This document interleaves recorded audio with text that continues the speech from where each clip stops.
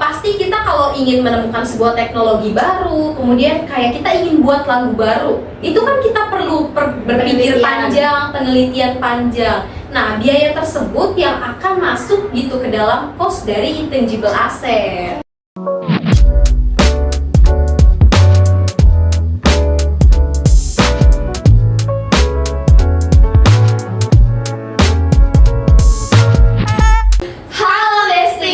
Lagi di podcast kita Ting Ting Ting Accounting is a good thing. Oke, jadi masih bersama aku Dini Maweta yang bakal memandu podcast kalian pada hari ini bersama aku Cia dia yang juga akan memandu podcast kali ini. Oke, jadi minggu lalu kan kita udah ngebahas terkait dengan aset tetap nih Kak. Kalau saat ini hari ini kita ngebahas apa sih Kak? Yang katanya nih kita akan bahas pembahasan yang tak kalah seru dengan yang kemarin. Katanya tuh tentang tak kasat mata Kak. Apa tuh ya kira-kira tak kasat mata tuh? Mungkin kita langsung aja kali ya. Kita nggak cuma berdua di sini. Kita kedatangan kakak-kakak dari Universitas Trisakti D3 Perpajakan yang bakal ngejawab nih tentang apa sih yang tak kasat mata. Betul. Itu.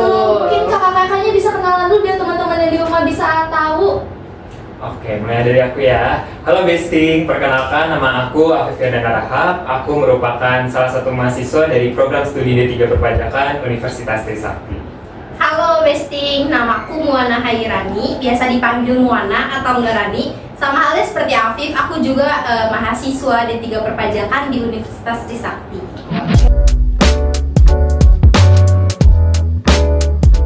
Oke, kan kita udah kenalan nih sama kakaknya. Nah, kita tadi nggak tahu nih tentang kasat mata itu apa sih Kak? Kira-kira ada di akuntansi, terus katanya tak kasat mata gitu. Boleh dijelasin lebih lanjut Kak? Oke, jadi guys, di dunia akuntansi ini ada sesuatu yang bisa dibilang tak kasat mata, tapi perannya penting banget di dunia akuntansi. Apa tuh Kak? Nah, itu disebut sebagai intangible asset atau aset tidak berwujud. Oke, jadi ada juga ya yang di accounting itu aset tak berwujud. Yang kita tahu kan kebanyakan kayak aset kelihatan gitu ya Kak. Iya. Wah, seru-seru nih Kak. Nah, lanjutnya tuh kayak lebih dalam lagi tentang intangible asset tuh apa sih Kak? Gimana gitu? Jadi guys, kalau kita pengen lihat intangible asset nih sebenarnya ada di PSAK nomor 19. Dan di situ disebutkan bahwa intangible asset atau aset tak berwujud ini merupakan sebuah aset non moneter yang teridentifikasi tidak memiliki wujud fisik gitu. Oh, itu kan di PSAK ya Kak letaknya. Mungkin kan teman-teman yang di rumah kan Bukan nih sobat akuntansi gitu ya. Yang nonton banyak nih yang bukan dari jurusan akuntansi Betul. atau yang nggak terlalu paham. Ada nggak sih kalau kata Gen Z bilang mah bahasa bayinya Kak? Betul Kak. Ada yang mereka pakai bahasa bayi dari intangible asset gitu ya? Iya, betul. Bahasa baiknya mungkin oe gitu. bukan gitu maksudnya. Bayi beneran ya. Bahasa bayi itu bahasa yang nggak akuntansi banget gitu loh, biar mereka juga paham. Mungkin teman bayi saya bisa menjelaskan. Oke, Ada teman bayi ya. bisa ngejelasin nggak Kak?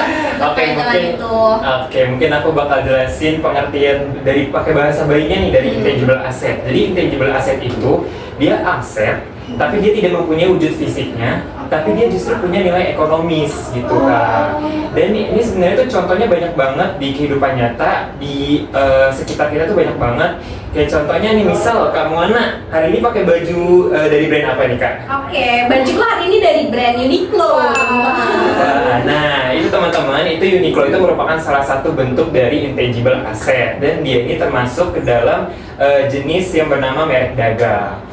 Oh, jadi sebenarnya nih ya Kak, kita tanpa sadar tuh kayak kita udah melihat bentuk nyata dari intangible asset, tapi mungkin teman-teman yang di rumah nih nggak tahu kalau ternyata itu tuh intangible asset Iya, kayak gitu ya betul Kak. banget Kak, jadi sebenarnya banyak banget nih di sekitar kita. Karena emang nggak berwujud gitu ya Kak. Iya, Jadi tapi emang kita nggak sadar gitu. Iya, nggak punya wujudnya, tapi sebenarnya penting gitu, karena ada nilai ekonomisnya. Jadi ini sebenarnya sangat-sangat berharga dalam perkembangan bisnis suatu Iya, perusahaan betul gitu ya banget. Kak. Iya.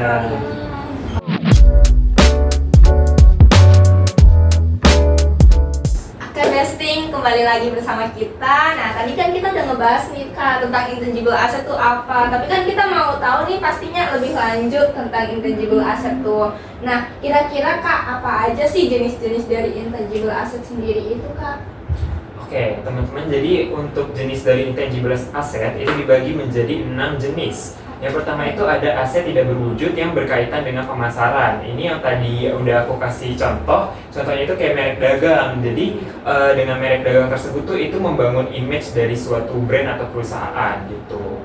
Lalu jenis yang kedua itu ada aset tidak berwujud yang berkaitan dengan pelanggan. Nah, contohnya itu kayak daftar pelanggan, daftar pesanan, terus mungkin ada hubungan istimewa antara pemilik brand dengan pelanggannya gitu. Itu tuh sebenarnya termasuk ke daftar termasuk aset tidak berwujud gitu loh, tanpa kita sadari ya. Nah, untuk jenis yang ketiga itu yang berkaitan dengan artistik atau yang berkaitan dengan kepemilikan suatu seni gitu. Misal kayak seorang artis dia punya lagu gitu kan, dan dia tuh ada namanya tuh hak cipta ya, namanya hak cipta. Dia punya hak cipta atas karyanya tersebut atau lagunya tersebut. Lalu selanjutnya itu yang berkaitan dengan kontrak, di mana aset tidak berwujud terkait kontrak ini mewakili nilai hak-hak yang timbul dari pengeluaran kontraktual. Contohnya itu kayak waralaba, lisensi, dan lain-lain. Lalu mungkin yang kelima itu ada teknologi ya. Ini mungkin berkaitan dengan penemuan-penemuan gitu, dan jadi si penemu tersebut itu punya yang namanya hak paten atas penemuan yang dia temui, inovasi yang dia temui. Banyak banget ya Kak jenis-jenisnya. Ternyata selama ini kayak lagu juga ada haknya gitu, ada hak ciptanya. Terus kayak kalau kita tahu banyak banget nih kayak Chatime ternyata masuk juga ya, kayak tadi waralaba. Iya, betul banget. Oke, kan kita udah tahu nih jenisnya. Aku penasaran banget nih Kak, kayak kalau minggu lalu kita ngebahas terkait aset tetap tuh ada depresiasi. Ada gak sih Kak kayak perlakuan yang samanya tapi di intangible asset gitu? Ada gak sih Kak? Ada dong. Oh, Jadi perlakuan untuk intangible sendiri ini namanya amortisasi. Nah, kan kalau di aset tetap itu namanya depresiasi. Iya. Intangible asset itu namanya amortisasi.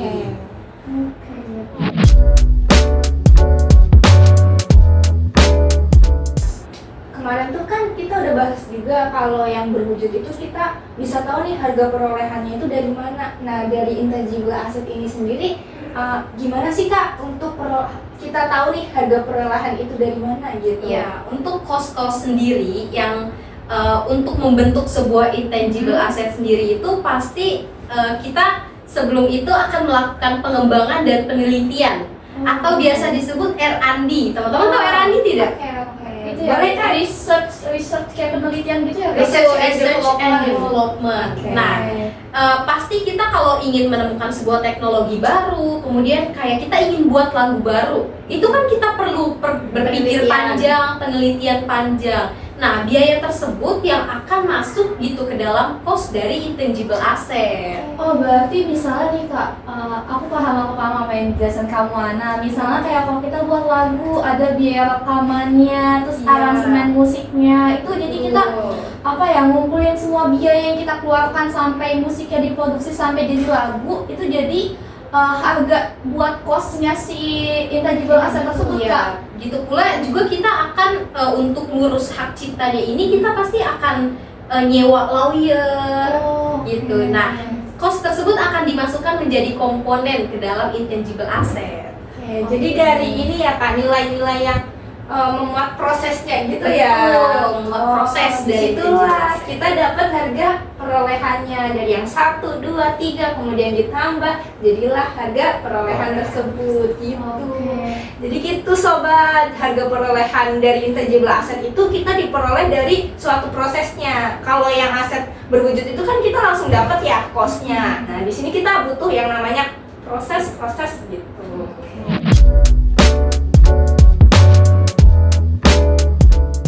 Terus nih Kak, ada gak sih Kak kayak isu atau kasus yang relevan gitu sama intangible asset atau misalnya dari tadi tipe-tipe yang dia jelasin, entah goodwill, entah paten, ada gak sih Kak gitu biar teman-teman besting tuh tahu nih, oh ternyata kasus kasus yang sempat viral itu tuh masuk nih ke kasus intangible gitu Kak.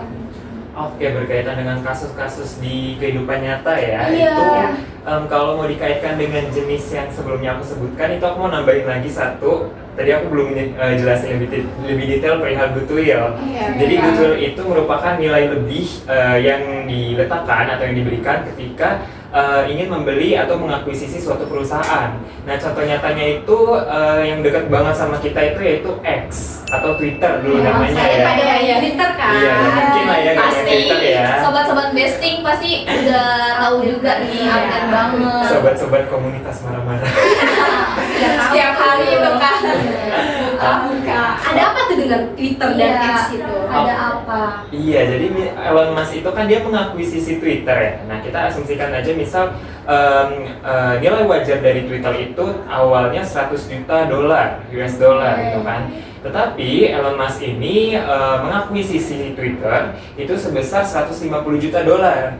Nah, jadi kan itu ada selisih ya antara 150 juta dan 100 juta itu, yaitu sebesar 50 juta dolar. Banyak banget ya Kak. Iya, dan 50 juta dolar itulah yang disebut sebagai goodwill. Nah, kenapa sih Elon Musk ini memberi nilai lebih gitu kan? Karena mungkin Elon Musk ini bisa jadi aja ngelihat, oh Twitter ini tuh udah punya nama gitu loh. Twitter ini pokoknya udah Booming banget lah ya, iya. booming sekali. Brand yang oke banget lah gitu. Jadi sehingga dia mungkin mikir kalau faktor-faktor positif itu tuh bisa memberikan manfaat positif gitu di masa depannya. Oh berarti gini ya Kak, semakin banyak manfaatnya, terus semakin apa ya, semakin berkembang brandnya, itu berarti kita bisa menaikkan nilainya menjadi lebih tinggi gitu ya Betul Kak. banget. Oke. Semakin ternama lah ya, maka Iya. harganya makin wah gitu.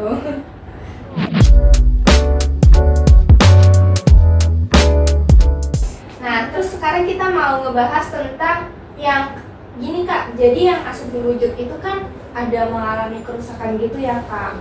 Nah, jadi di intangible asset tuh ada nggak sih Kak kayak barang rusak atau gimana gitu yang katanya tadi kan nggak berwujud ya Kak? Masa kita tahu kerusakannya itu? Nah, itu gimana Kak? Oke, jadi ada fakta menarik gitu tentang intangible asset, bahwasanya intangible asset juga akan mengalami impairment. Tahu impairment apa nggak? Oh, belum tahu tuh Belum Kak. tahu. Impairment adalah impairment itu penurunan nilai dari aset tidak berwujud ini. Nah, jadi misalnya kalau sebuah aset tidak berwujudnya mengalami kendala-kendala, mengalami kerusakan, teknologinya rusak, atau ada gangguan-gangguan dari faktor ekonomi, faktor hukum gitu. Nah, itu akan mengalami penurunan nilai dan pastinya nanti akan mempengaruhi penjurnalan juga gitu. Oh, akuntansi nggak jauh-jauh dari jurnal. Oke, mungkin itu bakal jadi pertanyaan terakhir kita Kak pada seksi kali ini gitu. Kalau aku bisa rangkum sedikit dari tadi kita ngomongin yang awal kita nggak tahu nih aset nggak berwujud apa, dan ternyata jawabannya intangible asset. Terus ternyata intangible asset ini sangat dekat dengan kehidupan kita Kak, yang aku tangkep. Terus dari jenisnya banyak sekali. Terus mungkin Kak Cia ada tambahan Kak? Iya nih, yang tadinya kita nggak tahu nih, ternyata di sekitaran kita itu udah termasuk intangible asset Kak. Iya. Mereka secara gue sadar Iya, gitu ya. merek, hak paten, goodwill, dan lainnya gitu Kak. Yang tadinya, wah apa sih itu? Oh, ternyata ini intangible asset gitu Iya. Kak. Jadi paham kan? Betul. Jadi kita nggak cuma tahu ternyata ada loh aset nggak berwujud tuh ada gitu. betul. Jadi ini bakal jadi topik kita terakhir pada section kali ini. Terus terima kasih buat kamu Ana sama Terima kasih Kak juga. Afif yang udah sempetin Siap. hadir untuk ke podcast kita hari ini gitu. Nah, untuk teman-teman nih, biar nggak ketinggalan informasi tentang akuntansi ini bersama Besti Accounting, jangan lupa ya teman-teman buat subscribe terus channel kita. Yang nantinya semoga kita bisa ngundang lagi nih kakak-kakak kece dari D3 akuntansi perpajakan ini buat jelasin lebih lanjut tentang akuntansi lebih luas gitu Mungkin Kak. kalau kali ini kita bahas intangible asset, minggu depan kita bakal topik-topik menarik lagi nih yang bakal kita bahas. Mungkin sampai situ aja kali ya Kak gitu. Jadi kapan-kapan lagi di podcast Ting Ting Ting Accounting is a good thing.